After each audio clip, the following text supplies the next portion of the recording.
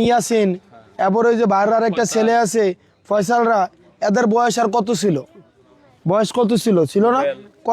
কত ছিল? এখন এই পোলাপাইনগুলো যারা সাহস নিয়ে রাস্তায় আসছিল, এই পোলাপাইনগুলোর একটু ভরসা রাখেন।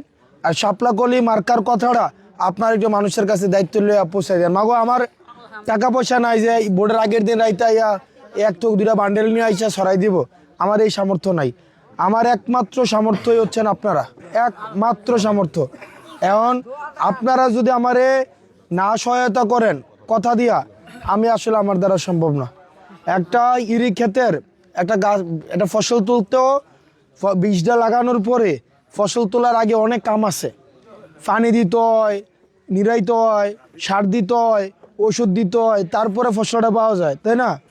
আমরা ওই সেরকম একটা নতুন বীজ, এই নতুন বীজটা আপনারা লাগাইছেন, এখন সার দেওয়ার দায়িত্ব কারার? আপনার। মাছা দেওয়ার দায়িত্ব কারার? ওষুধ দেওয়ার দায়িত্ব কারার? এরপরে না ফসল না পাইলে কইতে পারবেন নাকি? আর যদি বীজটা ফালাই দিয়ে 6 মাস পরে খোঁজখবর না রাখা ফসল পাওয়ার চিন্তা করেন, ফসল পাইবেন? ঘাস পাইবেন নাকি?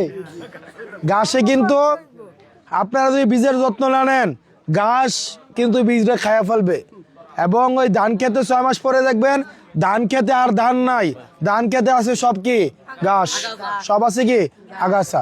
তো আপনারা ভালো থাকেন, সুস্থ থাকেন।